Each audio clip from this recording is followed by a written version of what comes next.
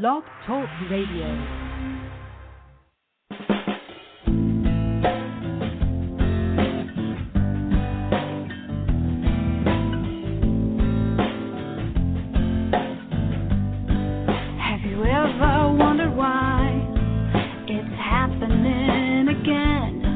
Welcome to MindShifters Radio with your co-host, the Forgiveness Doctor, Dr. Michael Ryce, and his wife, Jeanie. Michael and Jeanie share with you the wisdom of the ancient Aramaic internal process of forgiveness.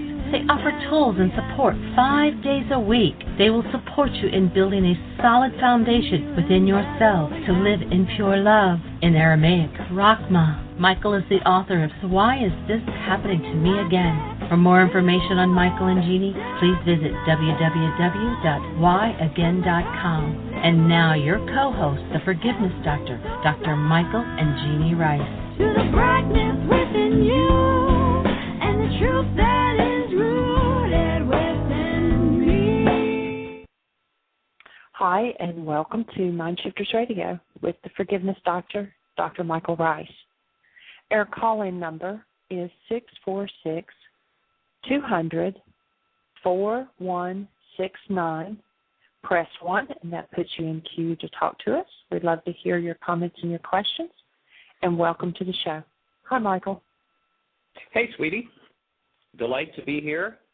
And we are blessed and honored to be able to support you and to, as we do that, learn ourselves deeper and deeper how this ancient Aramaic process of forgiveness works. And our invitation as we honor Memorial Day, as we honor the veterans who have served, who have carried forward under duress in most cases, this insanity called war, we want to honor them and we want to support them. And the way we want to support them is by eliminating the need for war so that we don't have to play this game anymore. So fathers can be with their children and mothers can be with their spouses and their children and husbands can stay and be in that space of love with their wives rather than going off and being trained to do things that humans aren't designed to do. So that's our one of our projects, and the way that we intend to achieve that is by inviting you and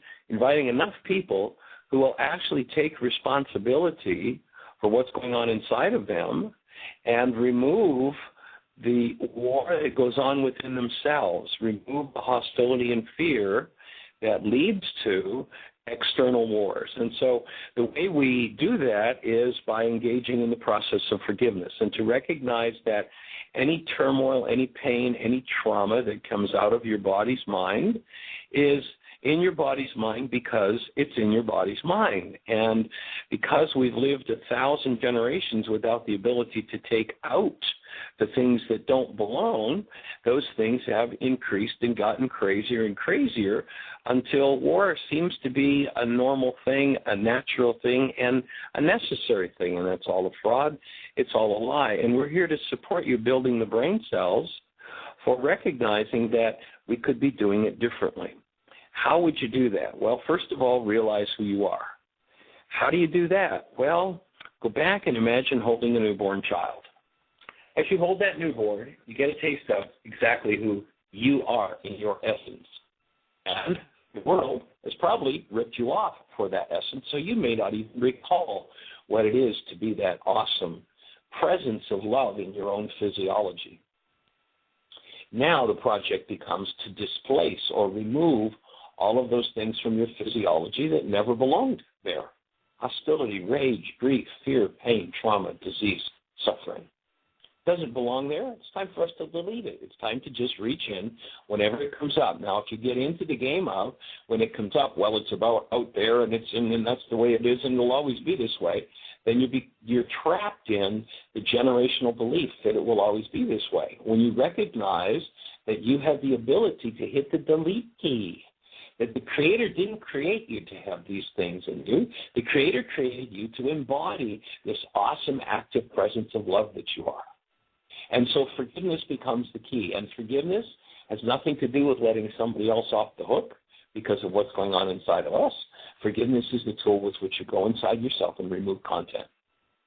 Who ever told you that forgiveness was how to remove hostility, fear, grief, rage, pain, trauma, drama, suffering, lack, limitation, poverty from your body's mind? And so that's what we're here to share with you. And if you're not familiar with how that could possibly work, then we invite you to go to our website, www.whyagain.com. You can also check out our whyagain.org site, which is new. It's not complete. You won't find all the links in there yet. 3 people are working feverishly to do that. We thank you, Daniel and Susan and Jeanie. Your genius in comprehending how all that works is beyond me, and thank you for how you're moving that forward. And so soon, whyagain.org will be live, and I think the link is going to be up near the top. Is that correct, sweetie? The link for the show, or you're talking about the link? For the worksheets. Oh, yes, it's at the very top. Cool. So it'll be easy to access. Right up at the top, it'll say download worksheets. On the old whyagain.com site, on the right-hand side, the link says download worksheets. Click on that. The first 7 links are all about the process of forgiveness. 5 radio shows in there where you just need to download the MP3s. You've got 5 hours of instruction on how to do the worksheet. I invite you to put the pen to the paper and go for it. Let go of resistance. Let whatever needs to come up, and as you do, you move through it and move to the other side, and you live without it. Now, if the generations have lived in the drama, trauma, and pain for as far back as you can trace, then you know that it's going to be a significant amount of work to undo it, to remove it. Be patient. The process can get very intense. A lot of people run away because they don't want to deal with what it is that's inside of themselves. A lot of people live in a world of sensation and external possession of things to anesthetize themselves against feeling what's going on within. And you'll notice that life is relentless in showing you what's going on within, because as long as you hold things you refuse to deal with, then life will deliver you circumstance after circumstance after circumstance that will resonate or bring those things forward. Once you recognize that that's what's happening and you choose to move through those things, then everything begins to change. And we're here to support you in that change. And so, Jeanie, do we have Dr. Tim with us? Do we have David with us today? Heartland crew? We actually have the Heartland crew, and they are on. Dr. Tim's on. David's not with us yet. Okay, well, welcome, Heartland crew. Welcome, Dr. Tim. How do you be, Doctor? Doing quite well, thank you. Enjoying the day. Good. Anything on your mind today? Anything to share? Well, it was just coming to me somewhere in the past day since the last show that once again, just the thought that no one is exempt from needing to look inside themselves whenever anything is Oh, boy. And, that's for sure. And I had several things this week come up that I did some worksheets about, and there are events that getting past the event and getting past the worksheets, it seems absolutely ridiculous that I was getting upset about the situation. And so I just want to reiterate that it's a very powerful tool, and the work isn't done as long as I'm still breathing. There's more work to be done, and if I'm willing, I can get it done with 1/1000th of the upset that I used to have. So that's my thought. Cool. Well, there's a great line in the Course in Miracles. Excuse me. It says, problems are meaningless, but don't tell that to somebody who's in the middle of one.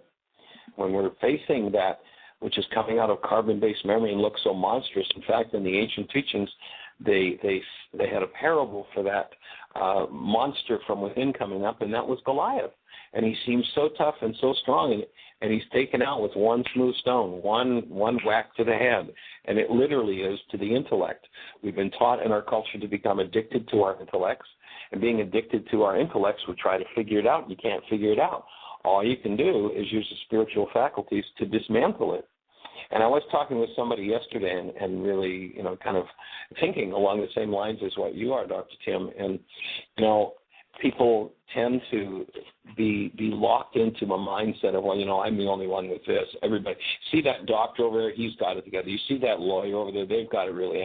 Well, you see that university professor, well, you see that minister, you see that rabbi, well, they've got it all together. Excuse me. If they have not had Yeshua's Aramaic tool of forgiveness, a way to collapse the projections and crack open the dissociated mind and forgive the content in their minds, they're as sane as the rest of it, as insane as the rest of us. I don't care who it is. You can go from the president to the highest levels of the intellectual elite to the person on the hill with the billion-dollar mansion. Excuse me, if they haven't cleaned out their carbon-based memory, when the stress is up and the chips are down, the most insane mind in their bloodline controls their behavior, just like you and I. And, although, Dr. Tim, I thought that with the fact that we're teaching the work that you and Jeanie and I would be exempt. I know Jeanie is. She never has stuff come up. And I thought you and I would be exempt with the fact that we're committed to teaching it. And that isn't your experience, Tim? I was hoping for that, but it hasn't happened yet. Yeah, and a lot of people look at somebody who's teaching and go, now they've got it all together. They excuse me, I don't know anybody that's completed their work. I don't know anybody. And when you recognize that the work is literally, we have this operating system within our minds, and we've got computers that give us good analogies these days. We've got this operating system in our minds, and the operating system has every wonderful skill, power, and ability of all of our generations. So we stand on the shoulders of those giants, and it has every insane, hateful, spiteful, murderous, rageful, painful, grief-stricken thought that's ever been anywhere in our bloodline. And when the stress is up and the chips are down, guess which part of the mind takes over? It's not the genius. And so that's the process. And when you recognize that we're on top of 1,000 generations, a decade or 2 or 3 or 4 is nothing when it comes to cleaning that up. So here we are in the process, and we invite people to hang around long enough to build the brain cells for how that works and to learn to move through those layers and move them out of your structure. I was talking to a fellow just a little bit ago, and he was talking about some back pain that he had. And it was like, he's got this physical thing, and he's going to the doctor for this physical thing. And then as he started to do some worksheets around it, all of a sudden it moved from one place in his back to another. Okay, what just happened to your thesis that it's a physical thing? This is your mind tricking you and trying to move away the things that you don't want to deal with. It's time to deal with them. That's the work of Yeshua. That's the real work. And that's what we're here to support you in. And so, Jeanie, do we have any callers with questions with their hands up? Heartland is on with their hand up. Awesome. Let's say hello to Heartland. Hey, everybody out there, how goes it? Hi, really good. How are you? I am so blessed and so highly favored that I can hardly think about it. Good. Well, I feel real blessed too. With being here, and more than anything, I think is the support of everyone and the experiences that I'm having. That the worksheets have really taken on a new meaning for me, and just having the experiences of, going through my stuff, breathing, feeling it, and asking for support. And that's been major. I understand. When I first started a center and doing this work, running a center, if you've noticed, the occasional insane mind shows up, and it gets crazy. I mean, it's rare, but it happens. And if you see what happens as that goes on, We've been doing that for over a quarter or almost a quarter of a century. And, I could really do without running a center. However, the guidance has been that there has to be a space for people to go to that depth of work that, while we're out there drugging ourselves with junk food and Twinkies, nobody's going to do. And so we continue to go through what it takes. When we're on the road, it doesn't matter. Heartlands, carries on with all of its expenses and its taxes and its this and its that all the while.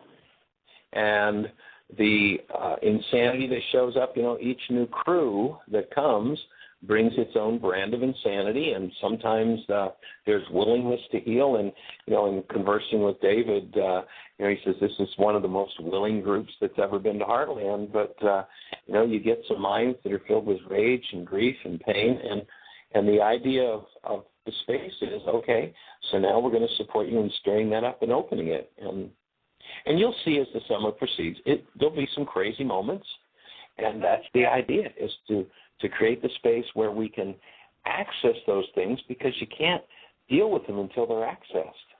And then to move through them and come out the other side clean and clear is such an awesome thing to watch that it makes it all worthwhile.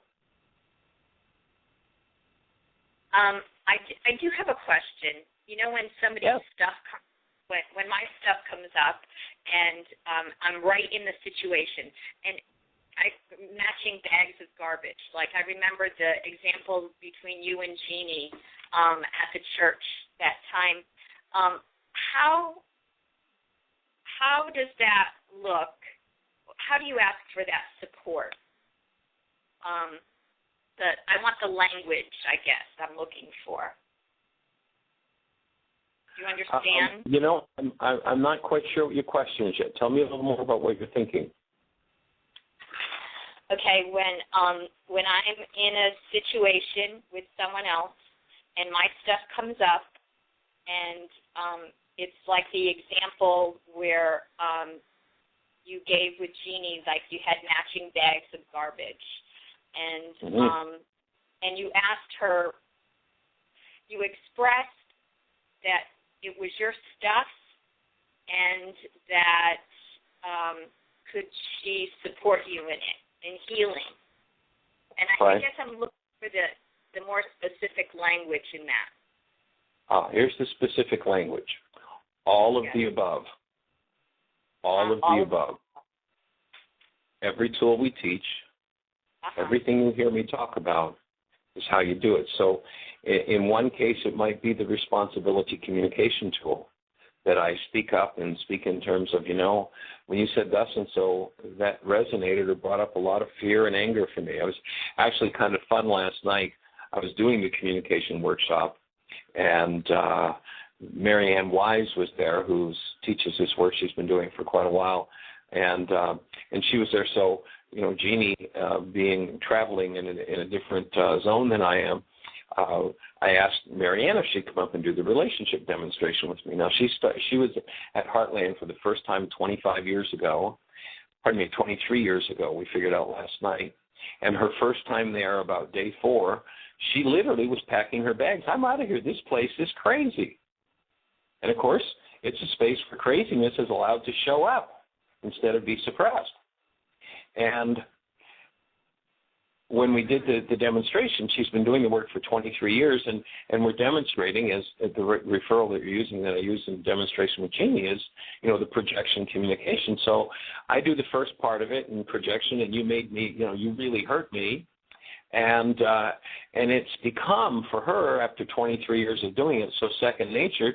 She turns around and she's supposed to be there demonstrating projection communication, and it's so first nature for her. She just totally does responsibility communication. Oh, yeah, well, when you did that and said that really brought up it's like, no, Marianne, we're demonstrating projection communication now. There comes a point where you forget how to do projection communication until the stress is up and the chips are down and another hidden part of the mind is accessed, and then you use every tool you've got. So that might be the place where you stop and you turn to the commitment. It's like, gee, I realized that I really want to be clear that I promise to trust you enough to tell you the truth and treat you lovingly, gently, and with respect in my thoughts, my words, my actions, whether in your presence or not. I'm committed to being sweetness in your life and to hold that space for you. It might be that I pick up the codependence worksheet and I realize that I have this big piece of advice that I really want to scream at them, and now I better start applying that advice in my own mind, because the part of me that wants to scream is the part of me that needs to hear that advice. And I might sit down and do a worksheet, or I might invite someone to support me to do a worksheet.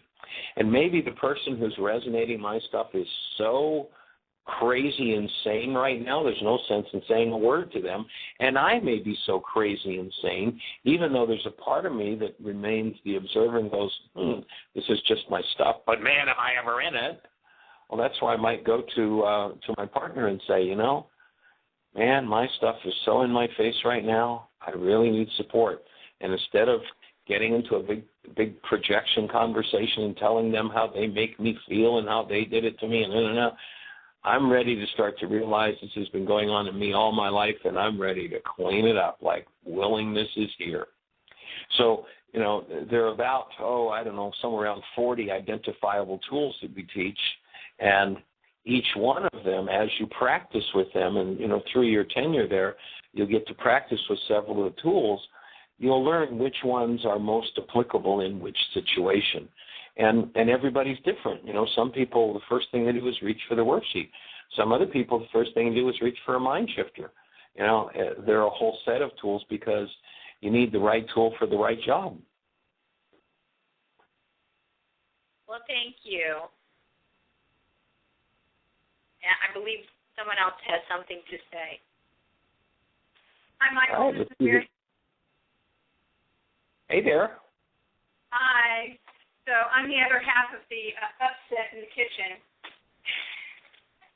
So Are you still getting opportunities to learn forgiveness? Oh my God.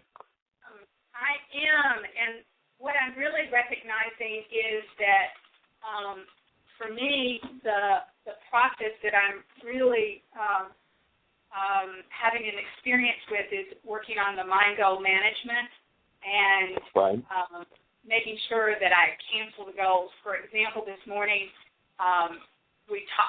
actually yesterday I talked to Joanne about working with her in one of the houses, and then it turned out that, this is the farmer's market day, and so I need to go to fulfill my part of that responsibility of doing shopping and that sort of stuff. And so I had these two conflicting goals, and I ended up feeling really uncomfortable because even though I said the words of, okay, I need to reschedule this with Joanne, and I spoke with her and to make sure that she knew that that's what I needed to do. And to myself, I said, okay, I need to cancel this goal about working. I need to cancel. So my buddy in responsible language is telling me I needed to cancel my goals, which is different than canceling my goals. And then when I saw her and came back, I felt guilty. When I saw Joanne, I felt guilty that I had in some way shirked my responsibilities when it was truly these two conflicting goals. So I'm like, how do you maintain a goal and reschedule it for later, or how do you make sure that you're really canceling the goal? I'm feeling confused. Well, great. Remember that confusion is a symbol of healing. It's one of the steps in healing. When you bring conflicting parts of the mind forward, then there's conflict and confusion.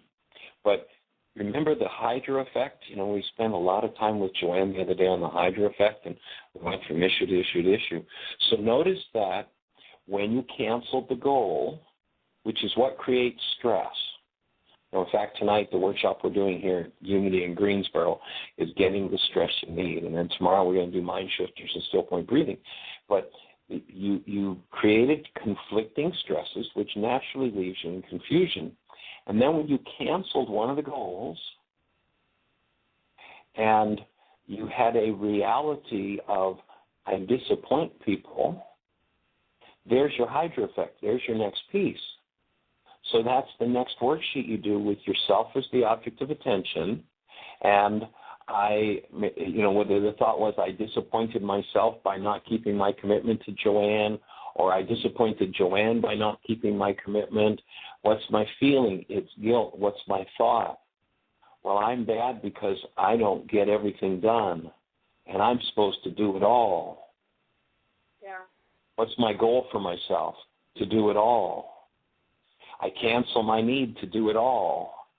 Whoosh, up comes this guilt from the 6-year-old that was told by mom. It would have taken a 16-year-old at least to take care of little brother in that store, and here I was at 6 being assigned a 16-year-old's task, and my little brother, I turned my head for 2 seconds, and my little brother went over and he pulled this can out, and a whole stack of cans came down on top of him, and he was injured and raced to the hospital, and here I am, the guilty child. And so I look at, all the dynamics that go along with that. And then, the hydra effect of that one might be as I cancel the goal to be able to take care of my brother as I'm told to, might be, rage at my mom as a 6-year-old for having been told to do something that, number one, I didn't want to do. Number two, I didn't have the capability to do. Number three, I never should have been asked by an adult to do that. So that's the hydra effect. They're the kind of things that ultimately lie under the surface. When you recognize that you get to see 5% of your mental processes, and it's the 95% where the trouble is. It's the 95% that we never want to look at and never want to have surface. And the reason for Heartland is to give people the space to deepen the contact with that other 95% of the mind, where the craziest stuff in the world is stored. I love the Course in Miracles says, what a petulant device. You take the thing you most don't want to deal with and you put it in the one place that guarantees you'll get to deal with it forever, inside yourself. And so remember that each time you forgive, you're deepening contact with that 95%. And then once you've gone past the 95%, now you're going into your genetics. And you start to see what mom, what dad, what grandpa, grandma had, and all the way back, and you start to clean that whole bloodline up, your whole genetic structure up, because it's out of your genetics that come the thoughts, the feelings, and many of the goals that drive your behavior to insanity. Yes. That make sense? So, yes, it does. And so in the process of when the feelings come up and the tears come and trying to breathe through it, that's the time to it's like trying to get my work done at the same time to feel the feelings and cancel my goals, and so it just is another place that I drive myself crazy, another part of my story that's coming up to feel the sadness around that conflict, that to do it all. Breathe. I think that's it. Breathe. So there's another piece of the hydra effect. Notice the sadness and the grief at disappointing someone or at being a disappointment. Yeah. So that one leads, with that type of reality when it surfaces, will usually lead to something like, well, but I was supposed to keep everybody in the world happy. I'm supposed to do it all and fix it for everybody. For mom, for dad. This often comes from the situation where there are reversed roles with parents, where the child is made to be the parent because the parent is so emotionally insecure and immature. And so when the child at 5 or 6 is expected to become the parent and guide the actual parent, all kinds of grief and loss because one has been ripped off for their childhood. And one is in overwhelm of how do I, as a 5-year-old, manage my mother's life? She's crazy. They're the kind of dynamics that are in our own life experiences and in our genetics. Yeah, and I think it's my own version of that story is not about being overly responsible for my parents' stuff. and yet it was part of the story was don't feel that way. And so when my feelings did show up, instead of learning how to deal with them, they were just cut off at the knees and said, don't feel that way, and shut down. And so now it feels like, whoa, I emote all over the place, and sometimes in appropriate ways and sometimes in ways that are described as childish. And I'm like, okay, so I don't know how that works, and I'm feeling a lot of confusion and sadness. Well, and what you're describing is dealing with the emotional issues of a child. So, of course, it's going to be childish when it comes out. And that's why the forgiveness process, and I would support you jotting a note down to do some work around getting cut off at the knees. Okay. That would be a good piece of language to get rid of. Is there anybody in your bloodline with diabetes? Yeah. Did they get chopped up? No, not this lifetime. No, fortunately. Good. But that might be one worth looking at and cleaning up and clearing out. Okay.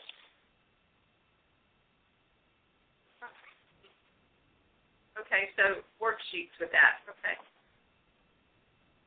And, you could use any and all of the tools. You could go into, around that kind of an issue, a mind shifter. And the mind shifter would be something like, it's safe and healing for me to feel and work through my childish emotions. Okay, safe and healing for me to work through. Feel and work through my childish emotions. Work through my childish. Okay. So that'd be a good mind shifter to take an hour or two to write. Okay. All right, sounds like tomorrow's work for Contemplation Day. It's good for you. Well, it might be even a decade or two of work. Okay. Yeah. Awesome. Well, I'm a puddle, so I'm ready to move through this emotions and have a different experience. So thanks. Cool. Well, we're delighted you're there and holding the space. Yep. Thank you. Anybody else there with a question or a thought? Nope, nobody else in the room jumping up to speak up. So. Okay. Is Janar there? Yes. Oh, well, could we say a hello? I haven't even heard this young man's voice. Janar, I would love to just, personally say welcome to Heartland. We're delighted that you're there and learning the tools and putting the tools to work, and it's awesome to have you there. All right. Thank you. Great. Do you have any questions for us or anything to share? Not right now, not really. Okay, cool. Well, we'll look forward to seeing you again in just a couple of weeks. All right. Cool. All right, blessings. Take care. You too. All right. Well, Jeanie, do we have any other callers or anything happening in the chat room to be aware of? We don't have anything in the chat room, but we do have a caller, and it's area code 517. You're on the air. Hello there, Michael, Jeanie, Dr. Finney, for a while. Welcome. Hi, it's Rex. How's everybody doing? Hey there, good sir. We'd be well. How are you? Awesome. Doing well. Bearing the heat. We're having a very hot, dry heat wave. It's probably 93, 94, somewhere in there. It's really, really hot. And, Crazy. Working with that, so pretty intense weather, doing a lot of watering on the garden. I did want to comment on the Monday program that you did, Michael, and all the conversation you spent talking about Hydra. You brought it up again today. Right. It's funny, and why it's funny is because I've been with this work for so long, you'd think that, gosh, I should know the work, right? Quote. And it's hilarious to me, and so revealing to see it happen over and over and over again. It's kind of like what Dr. Tim was talking about earlier in the program, and just that when you did this, something happened in me that just clicked on that Hydra effect and the how it works. And I've done what you described for a long time, but just something happened inside. And when as you were doing the program and going, wow, this is amazing, and it's funny, what's funny about it is that I would say, well, Michael, why didn't you say this before?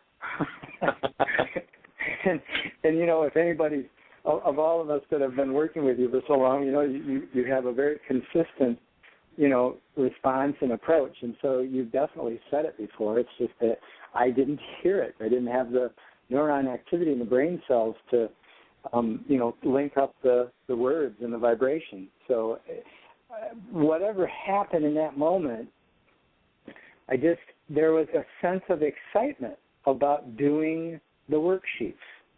And it was such a shift. I mean, I've always been able to be discipled in doing the worksheets when I've decided to do it. Well, not always. That's not accurate. But most of the time, been pretty discipled. Right. And all of a sudden, there was this feeling of, oh, I get it. And I got such an insight with it. I sat for about an hour and a half and just was doing worksheets. And each time I did a worksheet, I'd come up with another. I kind of had a little resistance to this idea of doing each emotion individually. And I've been doing it because you suggested it, and I keep working with it because I figured, if you're suggesting it, I'll prove all things and hold fast to that, which is true. And this is what clicked for me. I finally saw how each individual emotion, I went from one issue, I went through sadness, anger, grief, feeling useless. There was about 3 or 4 other worksheets that were all on the exact same topic, and even the people shifted. Yeah. So I just wanted to reinforce that and share that, and just so appreciative. Cool. And just a little piece of feedback on your language, because, words are such a key, and one of the things that our intellectually oriented culture has done is it's taught us to substitute thoughts for feelings. And when you say I felt useless, actually useless is a thought. And so you might want to kind of check that one out. My thought is I was useless, and because I was useless, I felt afraid, terrified, rageful, whatever the feeling was around that thought. And that's why we want to, when you're teaching the worksheet, to really, on that step that says my feelings, to make sure people are put words in there that are representative of feelings rather than thoughts, because that's a way to just steer back into the intellect. And our culture really does its best to get us addicted to the intellect and its thoughts, and avoiding our feelings by doing that. Well, I appreciate that input. I've had a challenge at times with certain the gray area between what is a feeling and what is a thought, and that line, on the feeling line. How do you determine the difference between a feeling and a thought when you have it inside yourself? Well, in order to look at a feeling, when I'm in a feeling, there's no thinking. Okay. So if, let's say I'm thinking, I hold the thought that I'm useless, and then I go, oh man, I'm really sad. But the sad is not the sad's a direct experience that comes as a result of a thought, and it's the thought that's first. And I do get that really well intellectually, and I get it pretty well emotionally. And as you were talking, I closed my eyes and taking some deep breaths into that idea of useless and feeling that. because that was something that came up, and it hasn't come up in my mind very much. And I can see right now that it is a thought. And as I was feeling it, the next word that popped into my awareness is awful. And that's a thought too. And so if I go with useless, awful, I would more categorize awful as a feeling. Okay. Awful would be a painful experience, and that would be so. It'd be I guess sort of the difference between ideation and sensation. That's helpful. So I feel awful, and it's like my gut kind of goes and my chest sort of contracts, and I feel awful. And so there's the sensation. And when do I feel that sensation? When my mind tells me that I'm useless. Why does it tell me that I'm useless? Because when I was 4 and my dad was so demanding that he expected his 4-year-old to be able to do everything that he could do, both intellectually and physically, and when I didn't, perform the way he told me I should, I got a shot in the ear and hit in the belly. So now, the sensation in my belly comes along with that thought of I'm useless. So I guess it would be, is it ideation or is it sensation? If I wrote that down, ideation or sensation. That is helpful. Interesting. I can't think about awful. I feel awful. I can't think about it. But I can sure think about how useless. Well, when I did this and when that and do. That's helpful. Yeah, that's very helpful. Thank you. Yeah, I've been really working that piece. Well, whatever area I feel like I'm, not fully adept in, I just keep working on it till I get it. That's, Well, Rex, I've been teaching, as you know, the reality management worksheet process for about 3 decades now. And personally, I feel like my thought is that I'm kind of at the point where in the last 2 or 3 years, I've really started to understand it and how to teach it for the first time. And that means that I've had to hang around that long to build the brain cells for how to do it. And, there are people who won't hang around long enough to build the brain cells. Like, I heard you doing that 4-hour Why Is This Happening to You Again workshop, but, I did that one last year, so I don't need to do that again. And as you see, that's the workshop that comes from that we're talking about, and you've been doing the work for 25 years, and all of a sudden it's like, click, there it is. I got it. You can't get it till you got the brain cells. It's amazing. It's humbling, honestly, and I do it with a great big smile, I also wanted to mention that I had the opportunity we had our support group on Wednesday, and then we had 4 guys come, which is interesting, and all 4 of us, we watched the second half of Codependency to Interdependency, and we've already seen it twice in our group now. Right. And I'm excited. 2 thoughts. One, I'm excited about coming down to the intensive, and also to get the rest of the series of tapes so we can start seeing some of the other in our support groups, because we're doing 2 a month now. So, but the other thought was I was sharing this with clients on Tuesday morning that have been very involved in the work and doing worksheets, and both of them doing 5 worksheets a day. So I was sharing with them the idea, and I pulled out some of my worksheets during our session and was talking about how this thought would lead to this, or this thought or this experience, and how, as you described it, if you see a situation, you can put that in another worksheet, or if you see an emotion, you can put it in another worksheet and then build it from the emotion, the whole worksheet. Or you can come down and sometimes you see the goal. I apologize for the background noise, my dog barking at the mail person. At any rate, I really appreciated that, because I've known that, but again, there's so much that clicked on Monday for me that I was able to see how important that is, where you can go anywhere on the worksheet and you can build up and you can build down, and you can just, and it's just awesome. And I also want to, and when I shared this, my clients, both of them just lit up. I mean, they just lit up, and they got so excited. And the feedback I've gotten since they've been doing it is that, oh my gosh, my whole process has changed through the worksheets now. It's so much better, and I'm getting so much deeper and going this.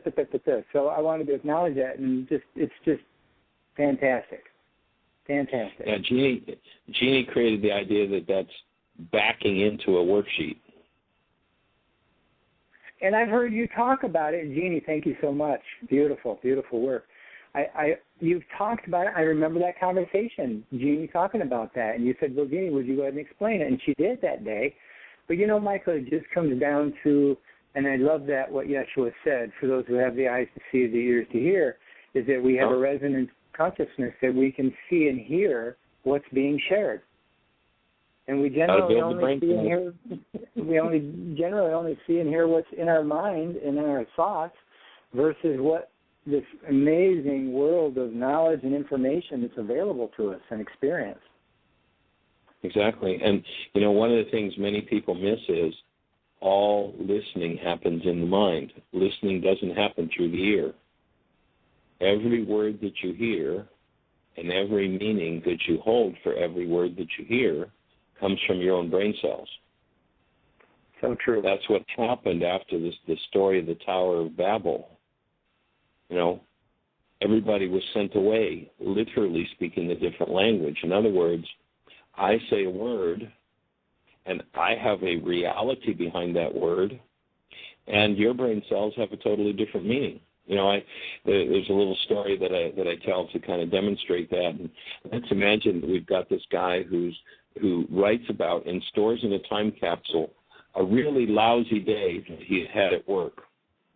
And you're going to understand this perfectly, but let's imagine somebody opening a time capsule 2,000 years from now and reading this. So here's this guy's description of his day. And let's not take it through 2,000 years and 5 different languages and cultures. Let's just imagine somebody in our culture 2,000 years from now opening this guy's story. And here's how it goes. I went to the office this morning and found myself in a pickle with my boss. And she canned me. I went to my desk to clear it out, and I had to go to the can. I went and got in my car and got home, and my wife was in the kitchen canning and said, help me if you can, and I said, I can't. Now, think about somebody, now that's just a simple statement. It's real easy for us to understand. Think about somebody named Yeshua 2,000 years ago in Aramaic, describing and explaining some of the most subtle, intricate, deepest, difficult spiritual principles to understand. And the Greeks come along X number of years later and say, and we got the whole explanation. We know what he was saying. It's like, good luck. And think about the fear-based dogma makers that make up stories and saying, you better believe this or else. And what we were talking about was one of the most, not just a simple description of a guy's day using idioms, but the idioms for one of the most difficult, deepest spiritual principles that exists. And that's why you have to hang around long enough to build the brain cells so that your brain can produce the understanding. Yeshua says his work is only for those who have the eyes to see and the ears to hear. Do you think that Greek brain cells who had as their gods this horrific pantheon of rotten people who slaughtered their own children, raped their own mothers, do you think that those brain cells can hear the awesome, beautiful, subtle teaching of a man who says, it is our Father's good pleasure to give us the kingdom, and our Father is love, and we are his offspring? Now, put that through the Greek pantheon, and you've got people terrified of a God that's going to send them to hell. And they think they've got a clue of what Yeshua was saying. And, and then they're sticking to their story. No, I'm not giving this up. This is it, man. These Greek theologists, these Greek translators, these English translators, these old English they knew what they were talking about. It's like, yeah.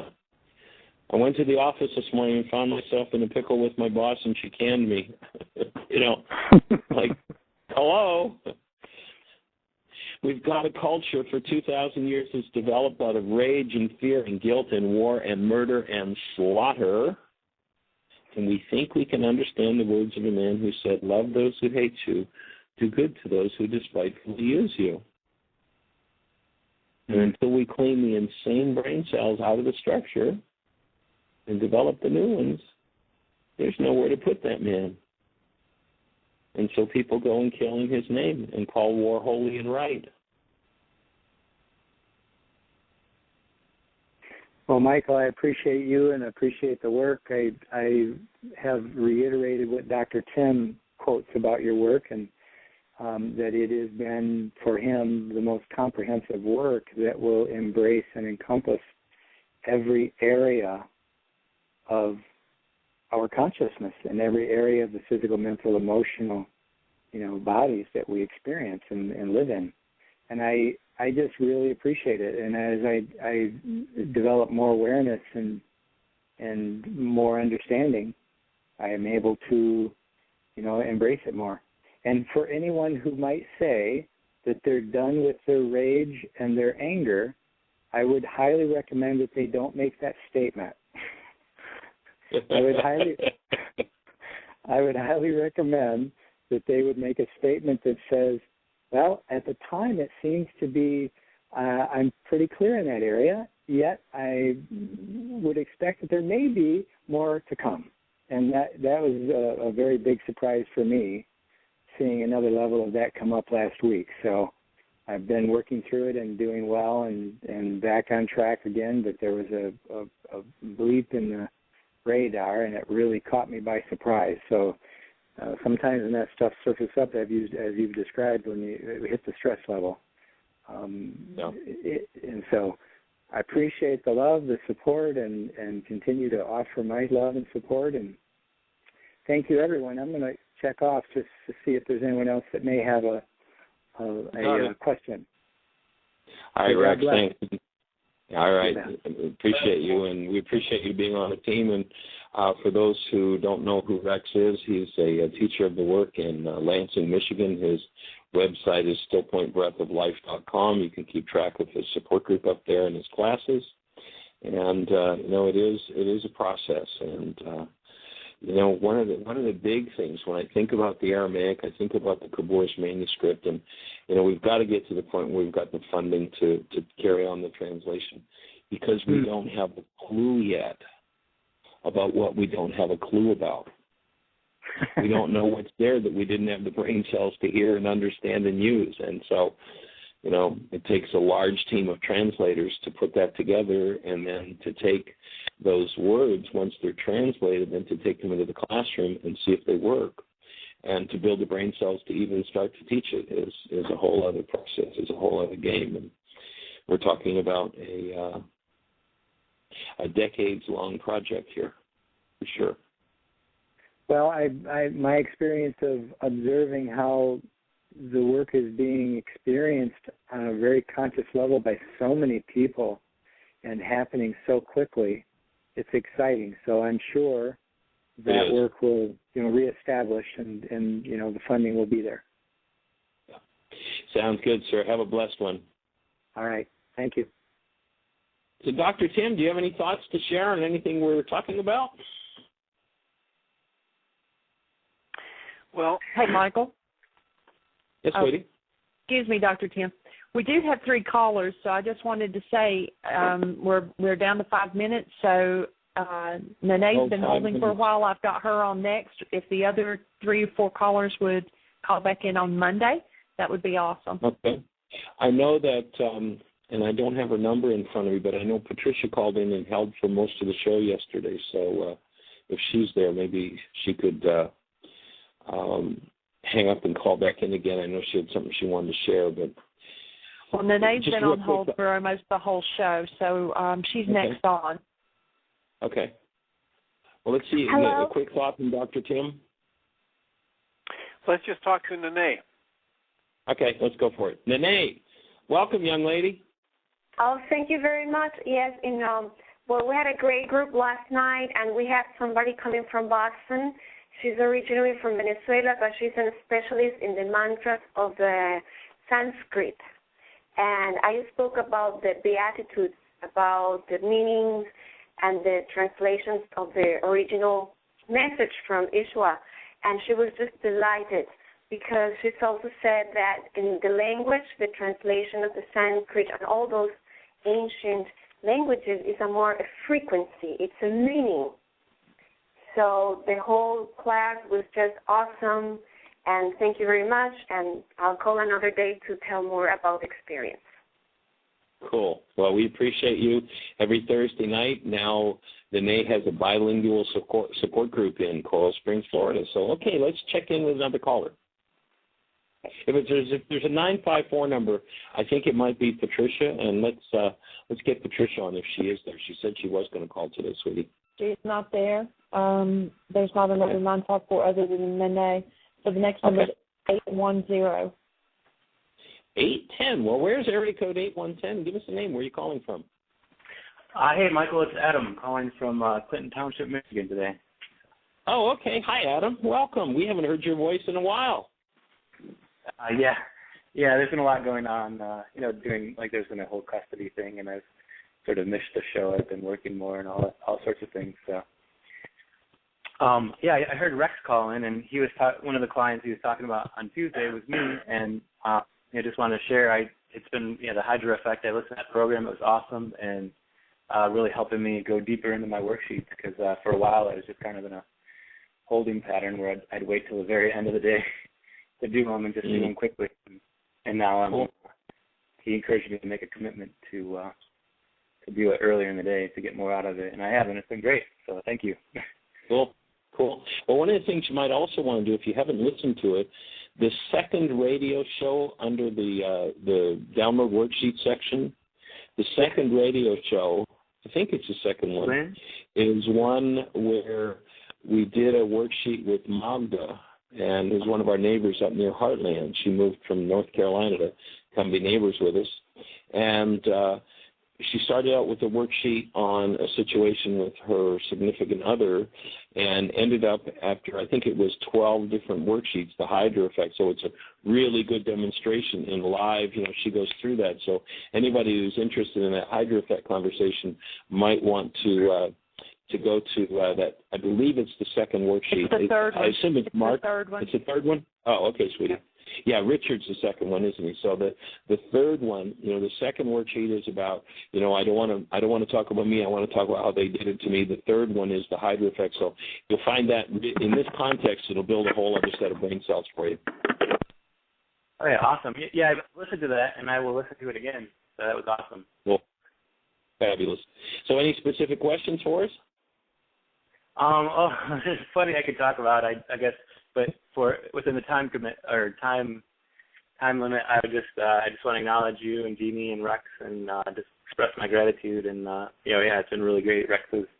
I was very resistant when I went to see him, but walking me through the Hydra Effect and whatnot, I was just amazed at how much lighter I felt by the end. And I really some part of me really resisted because even towards the last 5 minutes, I still felt very tense and whatnot. One of the things to be careful of when that resistance comes up, in the Aramaic, the name of, Satan is a lowercase word. It is not a capital S. It's not the name of a being. It's the name of a state of resistance in us and where we're being misled by our carbon-based memory. And you can always tell when you're trapped in Satan because there's some sort of hostility and fear within you. And as you forgive, you collapse Satan, kick it out, and be done with it. That resistance is the key to the process. So we're down to the completion time of the show. Come join us in Greensboro tonight for Getting the Stress You Need. Tomorrow, MindShifters, Still Point Breathing. And on Saturday, the 7th of July, we'll be in Asheville, North Carolina. Actually, Friday night and Saturday, then on to Birmingham, and then on to intensives at Heartland, Food, Fun, Forgiveness, and Work. Later in the week, we'll be talking with Ari again about food. Have the best year yet of your eternal life. bring a stranger to the show tomorrow. Thank you. Thank you for listening to MindShifters Radio with the Forgiveness Doctor, Dr. Michael Ryce, and his wife Jeanie, who present the internal Aramaic process of forgiveness. Michael and Jeanie are here every Monday through Friday on Earth Angels Radio. For more on Michael and Jeanie, please visit www.whyagain.com. That's www.whyagain.com.